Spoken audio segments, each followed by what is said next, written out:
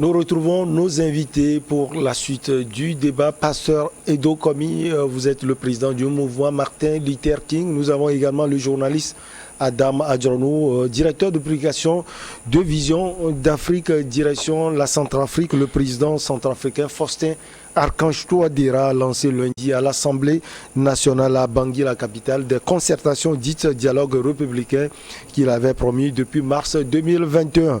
Le dialogue républicain, dois-je le rappeler, s'inscrit dans ma vision politique de main tendue qui vise à réunir les fils et filles du pays autour d'un même idéal, à savoir bâtir ensemble la République centrafricaine dans la paix et l'unité nationale, a relevé le président Faustin Archange Touadéra. Sauf que pasteur Edo, comme il faut le souligner, les chaises de l'opposition étaient vides à l'ouverture du dialogue de réconciliation dans ce pays. Dommage pour les pays d'Afrique francophone. Dommage pour eux, parce que 60 ans après, s'il faut 60 ans avant de parler, de bâtir la République centrafricaine, vous voyez qu'on ne peut rien. 60 ans après, c'est maintenant qu'on pense à bâtir la République de la Centrafrique. Ça fait mal.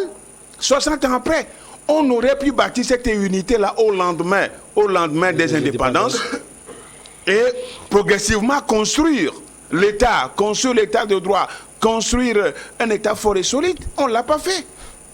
Et quand vous prenez la plupart des pays francophones, c'est des pays où souvent s'organisent des dialogues ouverture, on donne des noms, on donne des noms de dialogue 1, dialogue 2, dialogue 3, c'est comme ça les pays francophones. Vous payez les pays anglophones, c'est des pays qui ont déjà dépassé ces genres de dialogue. Ils se retrouvent, mais c'est une concertation, des échanges et c'est fini.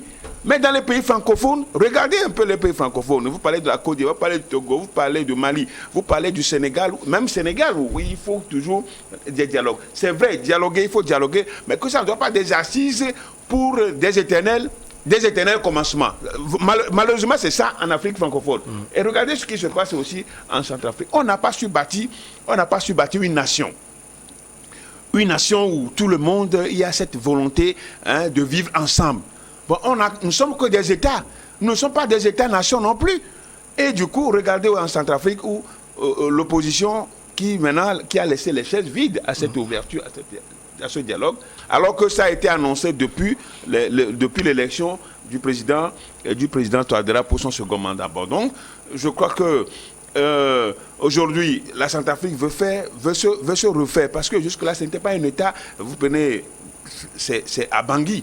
Le pouvoir, le régime, le pouvoir ne s'exerçait qu'à Bangui, alors que tout le pays, le reste du pays, plus de 3/4 du pays, était occupé par les rebelles.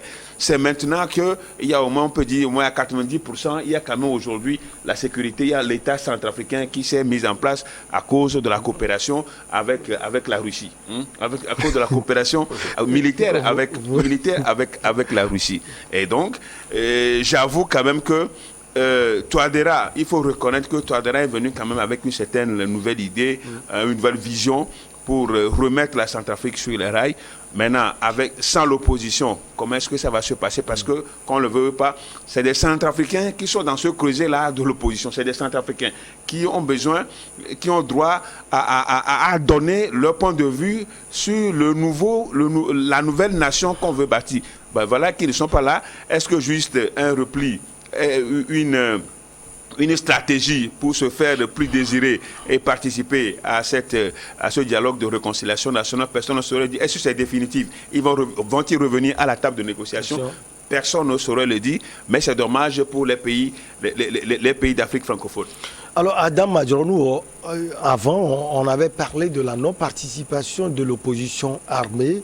On avait promis que l'opposition allait participer à cela. Mais le porte-parole de COD2020, l'ancien Premier ministre Nicolas Tiangaï, a dit qu'il ne va pas participer, ou bien cette coalition de l'opposition ne va pas participer au dialogue. Il y a le mouvement de libération du peuple centrafricain de Martin Ziguélé également qui ne va pas participer. Il y a le Parti africain pour une transformation radicale et l'intégrité des États, Patrick de Crespin Mboli Goumba qui ne va pas participer également. Finalement, on va dialoguer avec qui? Vous savez, c'est une rhétorique qui est assez courante dans nos pays, surtout francophones. Et puis cette rhétorique-là est circonscrite sur la bonne volonté du patron des lieux, le chef de l'État, qui veut véritablement montrer une certaine main tendue.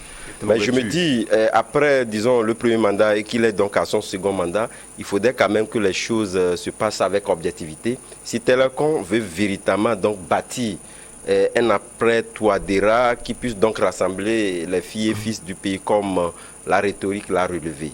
Mais ici, on constate déjà que la base, pour moi, était faussée. Et malheureusement, je pense que c'est de l'argent qui se jette par la fenêtre. Et demain, on va encore se réunir, rechercher encore les moyens pour les mêmes faits, les mêmes causes. Et donc, moi, je pense que si tel qu'on voudrait véritablement poser les bases, comme ce qui se passe aujourd'hui au Tchad, c'est vrai qu'on n'en est pas arrivé, mais le Tchad a fait énormément d'efforts, faire en sorte que s'il y a une défection, on fait tout pour réellement voir quels sont donc les motifs avancés par ces groupuscules ou ces groupes-là qui hésitent. Voilà. C'est une comédie aussi. Donc, ça peut se faire, mais je pense que là-bas, il y a un sérieux. Ça peut se dire, je suis d'accord, mais... Le Tchad fait la différence, il faut le dire, chers confrères, parce que l'une des revendications de l'opposition centrafricaine, il faut remarquer cela, c'est la participation de l'opposition armée. Tout à fait. Et on le voit avec le Tchad, qui fait le dialogue avec l'opposition. Tout à fait. C'est pourquoi je dis que d'abord c'était faussé d'avance. Parce que lorsqu'on prend les protagonistes au pouvoir de Touadéra, c'est les groupes armés, c'est l'opposition, c'est les forces vives, certaines forces vives. Donc ça vous a dit quand même, si tous ces acteurs-là ne sont pas à la table de négociation, à quoi vont donc aboutir les conclusions émanant? On sait pratiquement qu'on est toujours dans une sphère de scission du pays. Puisque les gens qui ne sont pas autour de la table vont se constituer déjà en opposition. Ça veut dire les conclusions qui sortiront donc de ce dialogue-là ne seront que impopulaires.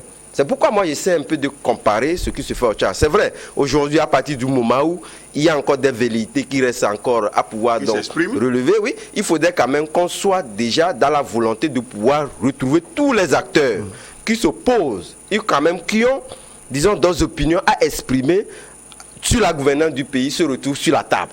Donc ça voudrait dire quand même que le statut de la composition, le statut de ce à quoi on doit discuter, doit concerner quand même tous les acteurs. Mais ici, on voit carrément qu'on isole un certain nombre d'acteurs qui sont des groupes armés. Ça voudrait dire quelque part que la volonté de Touadéra de toujours composer avec... de toujours composer en opposition avec ces groupes armés-là est toujours d'actualité. Donc la volonté de discuter avec tout le monde n'est pas d'actualité, mais pour lui, il faudrait carrément qu'on ait seulement l'opposition. Mais l'opposition, c'est quand même aussi ces groupes armés-là. Donc moi, je me dis, c'est déjà faussé d'avance et cette volonté est mal exprimée. Il faudrait quand même qu'on puisse donc poser les bases objectives de la chose, vouloir quand même qu'on puisse donc arriver à un pays qui s'unit. Mais au même moment, je ne serais pas d'accord parce qu'avec le pasteur qui disait tantôt que voilà, après 60 ans, qu'on puisse donc continuer par dire que nous bâtissons un pays. Donc je pense que c'est une expression objective qui a été exprimée. Pourquoi? Parce que parlant donc de rebâtir le pays n'est pas exprimé en termes d'indépendance, mais quand même on sait que la Centrafrique vient de loin.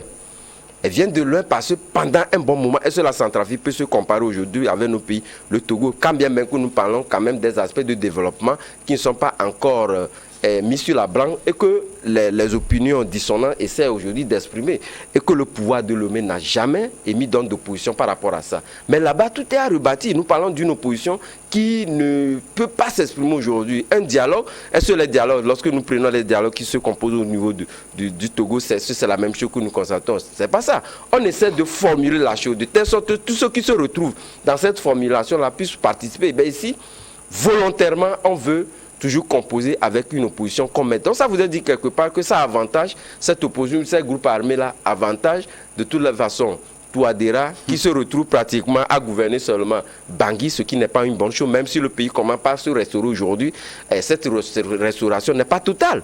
Et ce n'est pas toujours bon pour lui, même si aujourd'hui il peut se dire les moyens que la Centrafrique a aujourd'hui peut quand même continuer par s'exprimer au niveau de la capitale et les autres. Ils ne sont pas centrafricains. Donc moi je pense que c'est faussé d'avance et on risque de jeter l'argent par la fenêtre et revenir encore rechercher cette même argent-là pour organiser d'autres choses. Alors quand vous voyez les revendications, Pasteur Edo Komi, de l'opposition centrafricaine, la participation de l'opposition armée, parce que cette opposition suppose que c'est ça qui crée le problème, il faut parler une fois pour de bon. L'opposition centrafricaine parle également de la réélection du président Faustin Archange Touadéra. C'était en 2020. L'opposition a aussi reproché au gouvernement Touadéra de ne l'avoir pas inclus dans les thèmes prévus du dialogue républicain. Et puis, l'opposition a insisté également sur le parrainage de la communauté internationale, notamment les institutions sous-régionales. Est-ce qu'elle n'a pas raison d'insister sur ces points? Bon, je crois quand même que on aurait aimé quand même que ce dialogue soit plus inclusif. Alors, le caractère inclusif de ce dialogue exigerait quand même que les groupes armés prennent part. Ce n'est pas encore trop demandé. Maintenant, il revient peut-être que d'aller dans le secret de Dieu pour savoir exactement pourquoi Touadéra ne veut pas de ces rebelles. Et donc, ou bien il aurait voulu que ce soit l'opposition, et puis l'opposition politique et les autres forces vivent avec son camp, qui puissent se retrouver, s'échanger d'abord avant de pouvoir inviter les rebelles. Bon, voilà un peu, c'est ça. Vous savez, quand il faut parler des rebelles, vous savez, c'est justement thématique que je n'aime pas, on parle des rebelles, parce que des gens qui s'opposent vraiment à la légalité, qui s'opposent à ce qui est de droit. Donc vous voyez, c'est ça. Mais il faut discuter avec eux, oui, pour faire taire les armes. D'accord qu'il faut discuter avec eux, mais bon, peut-être que le président Touadéra aurait une certaine, pas une certaine opposition à ces rebelles-là qui lui ont fait qui lui ont créé tous les problèmes tout au long de son premier... acculé jusqu'à Bangui. Jusqu'à Bangui. Bon, donc, si c'est ça, alors lui seul, il est responsable, hein? Il est le seul responsable, il sait ce qui est bon pour son pays, mais je crois quand même qu'on aurait aimé quand même que ces gens-là, parce que c'est des Centrafricains. C'est vrai que la plupart d'eux, quand on parle des rebelles, souvent qui attaquent un pays, la plupart ne sont pas des nationaux. Hein. Il y a des gens qui sont recrutés, des gens qui viennent d'autres pays, qui viennent semer la désolation, qui viennent semer comme les mercenaires de Wagner. Qui viennent créer des trucs. et que quand vous parlez ça, c'est des militaires russes. Hein. C'est des militaires russes, ce ne sont pas des étrangers. Ce sont des étrangers. Par rapport à la province centrafricaine. Et la force Barkhane. Ce sont des étrangers aussi. Ce ne sont pas des mercenaires. Donc, du coup, l'Afrique doit être responsable. On ne doit plus compter sur les étrangers pour venir nous aider à nous-mêmes, de prendre nos responsabilités, hein, que ce soit en matière de sécurité, pour pouvoir faire asseoir des États solides, des États qui répondent, hein, quand il s'agit de la sécurité de leurs citoyens. Bon, donc je dis la Centrafrique, la situation est encore légère. La Centrafrique n'est pas encore assise. Et on aurait aimé quand même que tous les acteurs, hein, tous les fils et toutes les filles de ce pays se retrouvent pour parler, et que ça soit le dernier scénario de dialogue. Malheureusement que les choses ont capoté. Donc ils vont se retrouver, le camp Touadéra va se retrouver seul avec certains opposants, hein, certains opposants peut-être acquis. Des opposants fabriqués, comme on le dit souvent. Des opposants acquis à sa cause. Et ça ne donne pas des signaux pour l'avenir de ce pays. Mais au moment quand vous prenez Martin Ziguélé, vous savez, ces gens-là, je n'aime plus ces genres de personnes. Martin Ziguélé... C'est un homme de la France aussi, vous voulez dire? Martin Ziguélé, c'est des gens qui ont beaucoup... Il est le leader d'un parti très populaire là-bas, le mouvement de libération du peuple. Le parti de feu Ange-Félix Patassé. Je dis, moi je connais bien Ange-Félix Patassé. J'ai beaucoup de relations avec Ange-Félix Patassé, et qui m'a dit beaucoup de choses concernant Martin Ziguélé. La dernière fois, je l'ai vu faire son jeu ici sur votre plateau, et je dis, mais écoutez, le monsieur ne sait pas qu'on le connaît. Donc c'est pour dire que c'est des gens... Sacré passeur. Non, c'est des gens qui ont fait beaucoup de mal au Centrafrique, vous pouvez Martin Ziguélé. Et donc eux aussi qui viennent aussi aujourd'hui se faire la loi pour dire que non, eux, il ne faut pas faire ceci, il ne faut pas faire cela. Ben, il faut leur rappeler l'histoire. Il faut leur rappeler l'histoire. Et ils ont déjà, c'est eux qui ont causé de mal à ce pays. Il faut qu'ils le sachent très bien. Allez, on marque la petite pause, on revient pour la suite. Et la suite, c'est le pays de Pasteur Edo Commis.